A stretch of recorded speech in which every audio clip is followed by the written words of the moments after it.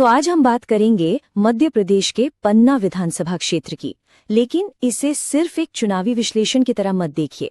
ये एक कोशिश है डेटा इंजीनियरिंग के जरिए जनसेवा को समझने की।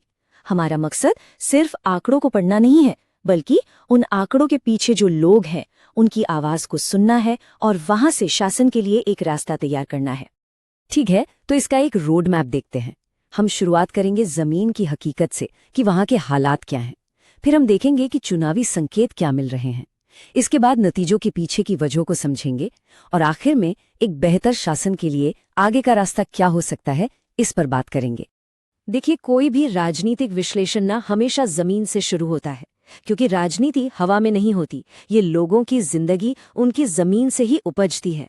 तो चलिए सबसे पहले पन्ना की मिट्टी की नब्ज को महसूस करते हैं। तो ये पन्ना है बुंदेलखंड इलाके में, और ये मध्य प्रदेश के सबसे पिछड़े जिलों में से एक माना जाता है। यहाँ का ह्यूमन डेवलपमेंट इंडेक्स मतलब मानव विकास सूचकांक काफी कम है। अब ये सूचकांक सिर्फ एक नंबर नहीं है, ये वहाँ के लोगों की जिंदगी की सच्चाई बताता है। उनकी सेहत, शिक्षा और जीवन स्तर कैसा है। यहाँ की अर्थव्यवस्था पर कई तरह की दबाव हैं। एक तरफ खेतीबाड़ी गहरे संकट में है, और जो हीरा उद्योग कभी पन्ना की शान हुआ करता था, वो भी अब पहले जैसा नहीं रहा। और इसका सीधा असर क्या होता है? युवाओं को काम की तलाश में शहरों की तरफ जाना पड़ता है, और इलाके में एक स्थायी बेरोजगारी की समस्या घर कर गई है। अब बुनियादी जरूरतों की बात करते हैं, जैसे पानी। ये आंकड़ा देखें। सरकारी डेटा के मुताबिक पन्ना में सिर्फ 42% घरों में नल से पानी आता है। मतलब आज भी 58% आबादी, आधे से ज्यादा लोग पानी के लिए रोजाना संघर्ष कर रहे हैं। ये गवर्नेंस की एक बहुत बड़ी कमी को दिखाता है। और ये संघर्ष सिर्फ पानी तक ही नहीं है। लोगों की रोज की जिंदगी शिकायतों से भरी पड़ी है। नेशनल हाईवे 39 पर बड़े बड़े गड्ढे, बिजली कब आएगी कब जाएगी कोई भरोसा नहीं। ऊपर से नए स्मार्ट मीटर लगने के बाद बिल इतने ज्यादा आ रहे हैं कि लोग हैरान हैं। और जो सरकारी योजनाएं हैं जैसे राशन और घर, वो भी ठीक से लोगों तक नहीं पहुंच पा रही हैं।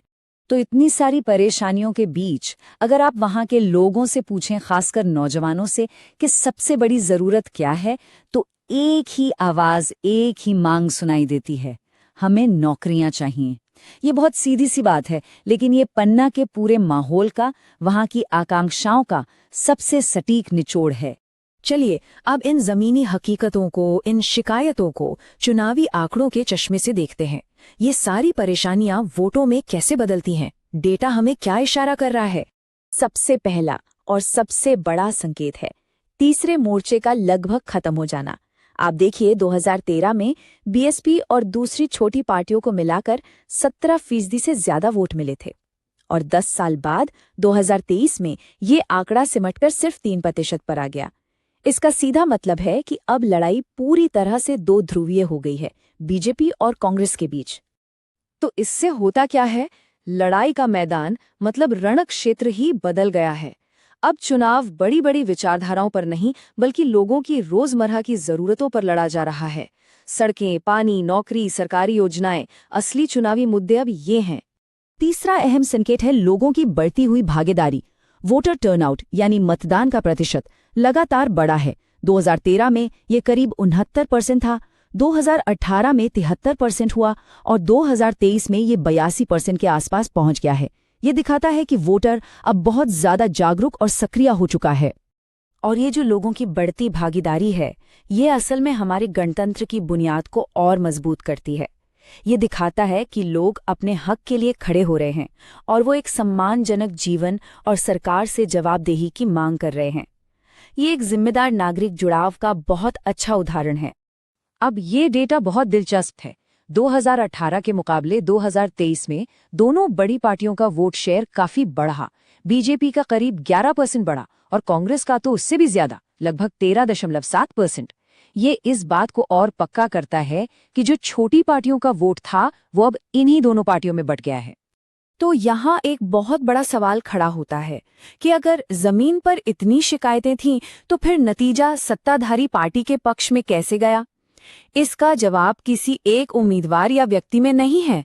इसका जवाब छिपा है सिस्टम में, व्यवस्था में और संगठन की ताकत में। जो सत्ताधारी दल है, उसके पास कुछ सिस्टमिक फायदे हैं। उनका पार्टी संगठन काफी मजबूत है। उनके पास संसाधन हैं, उन्हें राज्य और केंद्र दोनों के नेतृत्व का फायदा मिलता है और उस पूरे लोकसभा क्षेत्र में उनका प्रदर्शन हमेशा से मजबूत रहा है। ये सब मिलकर एक ऐसा राजनीतिक गुरुत्वाकर्षण पैदा करता है जिसे तोड़ना विपक्ष के लिए बहुत मुश्किल हो जाता है। और वहीं दूसरी तरफ विपक्ष का जमीनी नेटवर्क वक्त के साथ थोड़ा कमजोर हुआ है। पन्ना में उनकी आखिरी जीत 2008 में हुई थी, और वो भी सिर्फ 42 वोटों के बहुत ही कम अंतर से। लंबे समय तक सत्ता से दूर रहने का असर संगठन पर पड़ता है। पन्ना का चुनावी इतिहास भी देखिए। पिछले 7 चुनावों में से 5 बार यहाँ पर बीजेपी जीती है। ये आंकड़ा साफ बताता है कि ये एक मजबूत गढ़ रहा है और किसी भी चुनौती देने वाले के लिए यहाँ का मुकाबला कितना कठिन है। तो अब तक हमने जमीन की हकीकत समझी, आंकड़ों को परखा और नतीजों का विश्लेषण किया। अब सवाल ये है कि आगे क्या? इन सारी जानकारियों के आधार पर लोगों की शिकायतों को दूर करने और एक बेहतर गवर्नेंस देने का ब्लूप्रिंट क्या हो सकता है? यहीं पर एक रणनीतिक मौका बनता है। देखिए, 2 तरह की कहानियां हैं।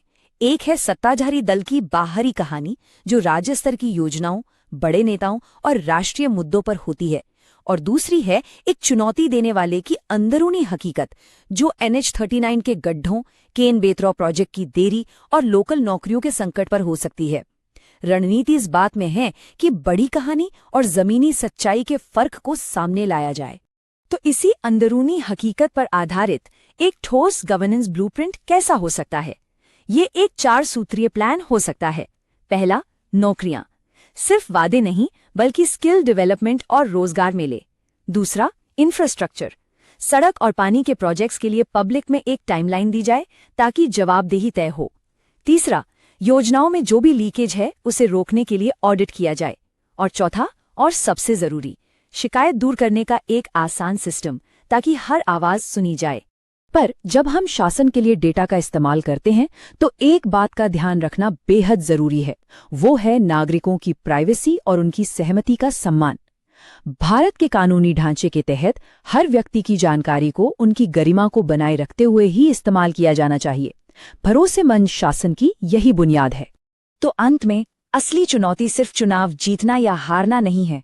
असली सवाल ये है, क्या पन्ना में सरकार के वादों और लोगों की जीती जागती हकीकत के बीच जो एक गहरी खाई है, उसे कभी भरा जा सकता है? क्या एक ऐसी व्यवस्था बन सकती है जो सच में जवाबदेह हो? यदि आप एक जन केंद्रित नेता बनना चाहते हैं और अपने निर्वाचन क्षेत्र का उत्थान करना चाहते हैं, तो blueprintstrategies.ai के mgr@blueprintstrategies.ai पर संपर्क करें या 08042041602 पर कॉल करें। राजनीति से परे उद्देश्य।